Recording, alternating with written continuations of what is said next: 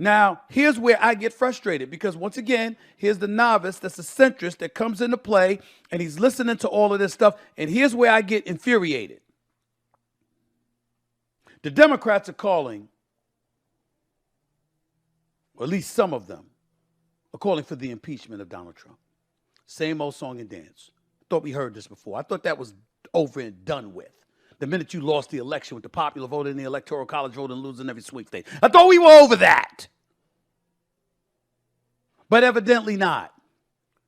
Question number one. No matter what you feel about the President of the United States, do you think that's the time, while we're in the middle of such strife, to be calling for the impeachment of the President of the United States? Particularly if you're a representative, you're an elected official in the United States of America? I don't think so. That's number one. Number two, were the Democrats saying that when Obama bombed Libya? Today, I authorize the Armed Forces of the United States to begin a limited military action in Libya. I've directed our military to take targeted strikes against ISIL terrorist convoys should they move toward the city. Last night, on my orders, America's armed forces began strikes against ISIL targets in Syria. We're making all of this noise about how the War Powers Act is utilized and how Donald Trump didn't receive congressional approval. Well, this is not an act of war. This is eradicating a threat. Civilians weren't targeted. Nuclear sites were targeted. So if nuclear sites were targeted, but no civilians were targeted, then that's not a war. At least not yet. Which means that you can navigate your way around the War Powers Act itself with receiving congressional approval. The Democrats know that because of Obama. So if you knew that because of Obama and you didn't say it when it involved him in Libya, why would you turn around and all of a sudden try to make that case against Donald Trump? So what exactly is going on with this Iran-Israel ceasefire, non-ceasefire, and the president having to bring in his own artillery, the F-bomb? Let's get ready to rumble! You can't handle the truth.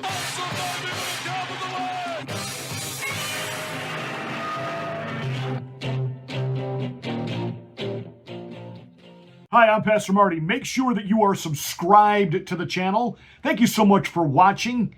You will receive my rants, my ravings, my undeniably flawless reasonings. Please like and share this video. That's the only way that we get the word out that we're here. Thank you so much for watching and being a part of the Afternoon Drive. So the president comes out, he declares that there is going to be a ceasefire between Iran and Israel. Of course, immediately Iran says, we did not agree to a ceasefire, but if Israel stops bombing us, we'll stop bombing them. And basically Israel said the same thing. Because again, we got to remember, when you're dealing in diplomacy with world leaders, I know some of you think only Donald Trump has an attitude. Every world leader has an attitude. When I hear especially Christians say, I want a leader, whether that be a pastor or a president, I want a leader who is humble. That animal doesn't exist. Have you ever thought about the moxie it takes to wake up one morning, call a press conference, and declare to a nation, we have problems, we are facing grave challenges, and if we don't do something now, we're going to lose our nation. And I am the person with the ideas, the policy, and the ability to turn this country around. You understand, there's nothing humble about that. So it isn't just Donald Trump has attitude. All leaders have attitude. And every leader wants to be able to save face to his people. Now, we know that yesterday the Iranians lobbed like 6 missiles at a U.S. military base in Qatar, but they warned us they were coming. We shot them out of the sky as if they weren't there. And that was so that the Iranian leaders could save face to their people, that we showed those Americans the heart of the infidel. But their ability to move forward has been absolutely devastated. You know how many senior military leaders, officials, they have lost in the last 8-9 days between Israel and then our strikes taking out 3 nuclear sites? They've got to promote new leadership. And if any of you have ever changed jobs, transitioned to a new job, it takes more than a couple of days for that to happen. Sometimes it takes a year or more of transitioning in. So you think about this now, how Iran literally has been decimated, and not just in their ability and capability to manufacture a nuke. But everybody likes to save face. Israel wants to save face that, well, we didn't just do this because President Trump said so. So what do? They go out and they're going to drop some bombs on Iran. President Trump, not having it. Do you believe that Iran is still committed to peace? Yeah, I do. They violated it, but Israel violated it too. Are you questioning if Israel is committed? Israel, as soon as we made the deal, they came out and they dropped a load of bombs, the likes of which I'd never seen before. The biggest load that we've seen. I'm not happy with Israel. You know, when I say, okay, now you have 12 hours, you don't go out in the first hour and just drop everything you have on them. So I'm not happy with them. I'm not happy with Iran either. But I'm really unhappy if Israel's going out this morning because of one rocket that didn't land, that was shot, perhaps by mistake, that didn't land. I'm not happy about that. You know what? We basically have 2 countries that have been fighting so long and so hard that they don't know what the they're doing. Do you understand that? So for those of you on the MAGA right claiming that Donald Trump was doing the bidding of Benjamin Netanyahu, rethink that. Rethink that.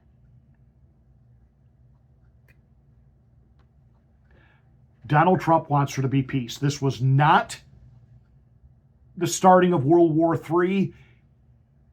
It's actually keeping World War III from happening, because the United States is the only country right now that can put Israel back in check.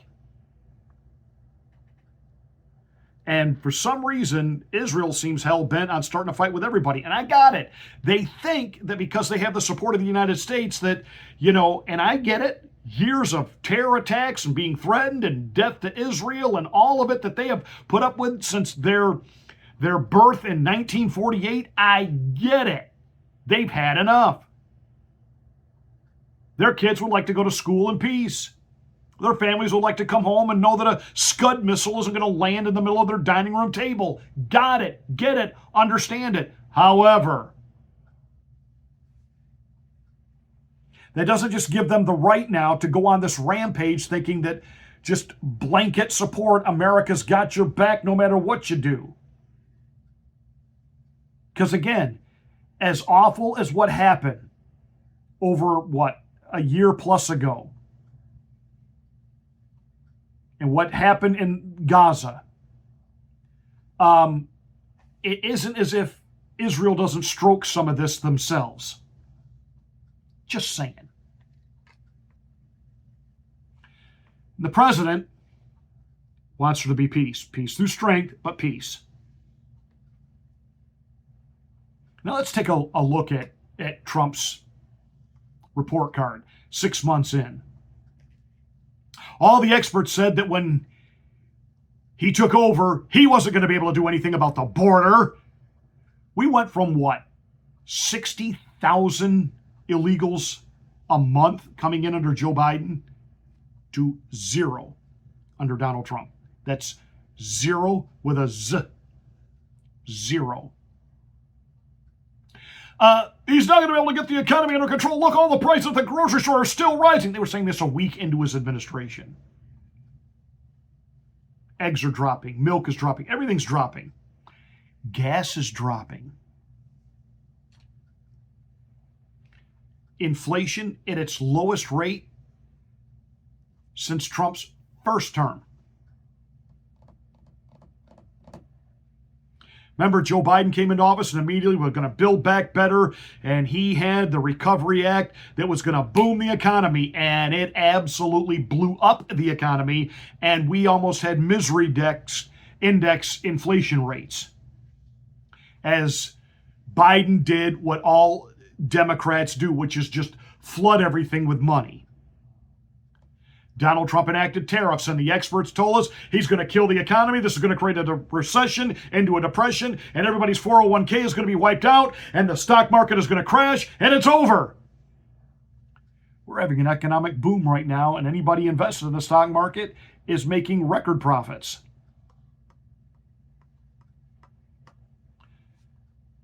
Under the Obama administration, the way you handled Iran was to put a pallet full of money on a plane and take it to them.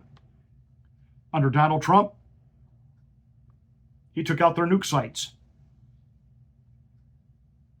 Dick Cheney, VP of the United States under the Bush crime dynasty, said that Iran is close to having a nuke. We've been hearing that for 30 plus years, by the way. Iran is close to having a nuke. I will need 500,000 soldiers, $2 trillion in 8 years to stop it. They did nothing. Donald Trump said, give me 10 planes, 20 pilots at about the age of 20, and 45 minutes of airspace over Iran, and we'll get this taken care of once and for all.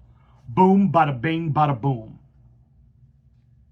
Not one American casualty, not one.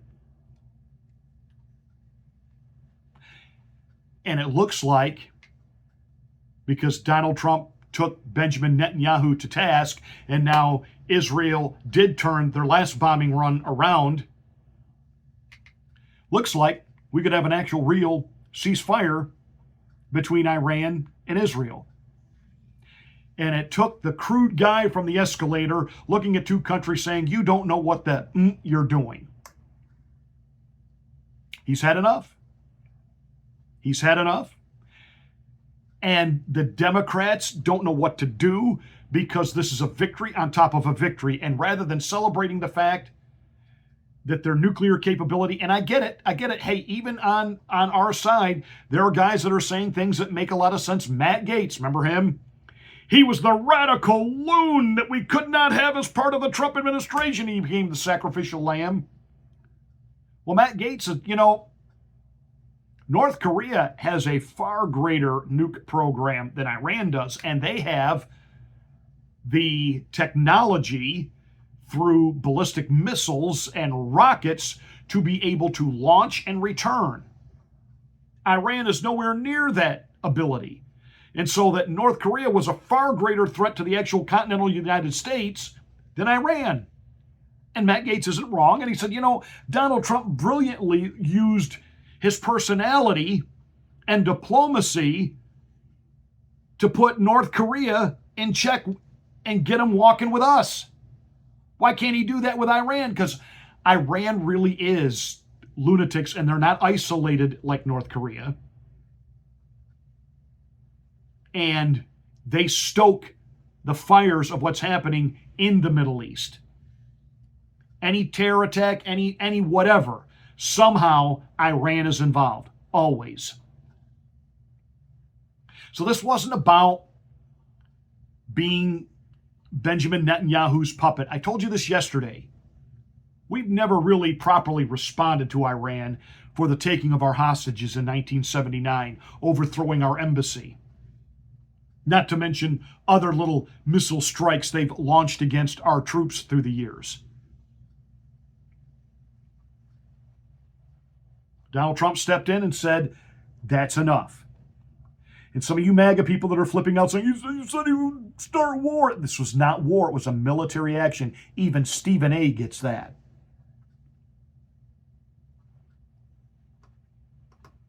All the experts,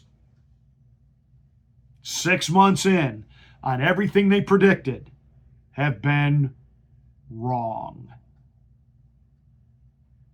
Stay on the Trump train.